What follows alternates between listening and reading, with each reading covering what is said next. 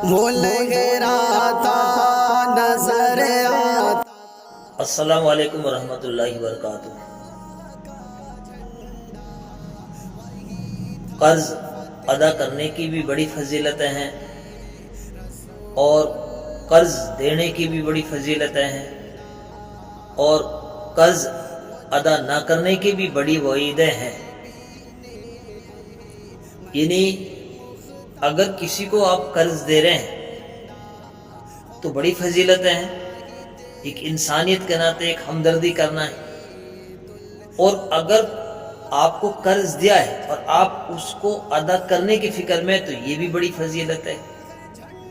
اور اگر کسی نے آپ کو قرض دیا اور آپ اس کو ادا نہیں کر رہے ہیں، اس کو نہ ادا کرنے کی کوئی تدبیر کوئی راستہ لگا رہے ہیں، تو اس کی وعید بھی بہت ہے۔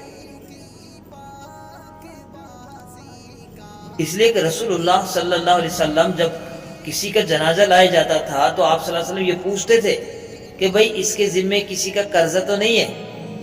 مطلب یہ تھا کہ اس پہ اگر کسی کا قرضہ ہے اور اس کو پیچھے اس کے کوئی ادا کرنے والا ہے تو آپ صلی اللہ علیہ وسلم اس کی نماز جنازہ پڑھاتے تھے۔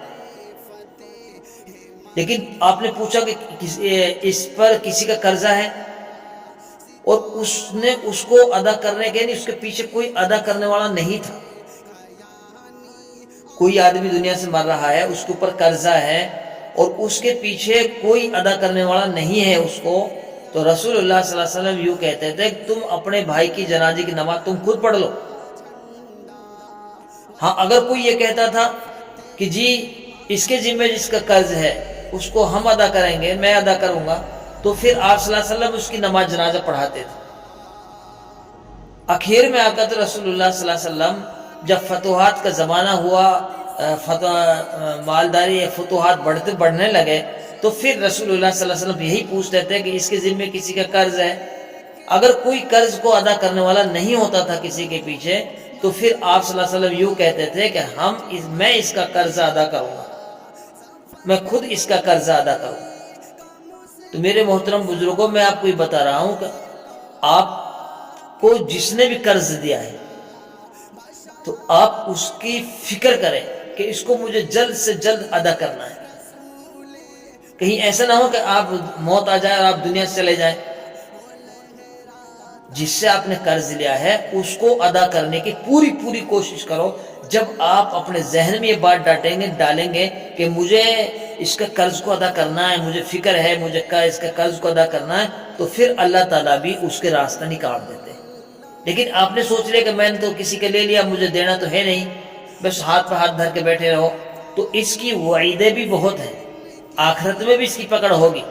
اور آپ صلی اللہ علیہ وسلم کی وعید ابھی میں نے آپ کو سنائی۔ اس لیے ہم سب جس نے ہم کو دیا ہے اس کا احسان مانیں، اس کا احسان مانیں کہ بھائی تمہارا بہت بڑا احسان ہے کہ تم نے میرے ساتھ یہ بھلائی کی ہے۔ کبھی نہیں بھولنا چاہیے اس کو۔ جو شخص کسی کے ساتھ مدد کر رہا ہے، ہمدردی کر رہا ہے، اس کو بھولنا نہیں ہے۔ اس کا احسان مانو، اس کا شکریہ ادا کرو، اس کے لیے دعائیں دو۔ اور جس نے آپ کو دیا ہے آپ بھی یہ کوشش کریں کہ جتنی جلدی سے جلدی ہو سکے اس کے قرض کو ادا کرنا ہے۔ تو یہ بہت بڑی بات ہے۔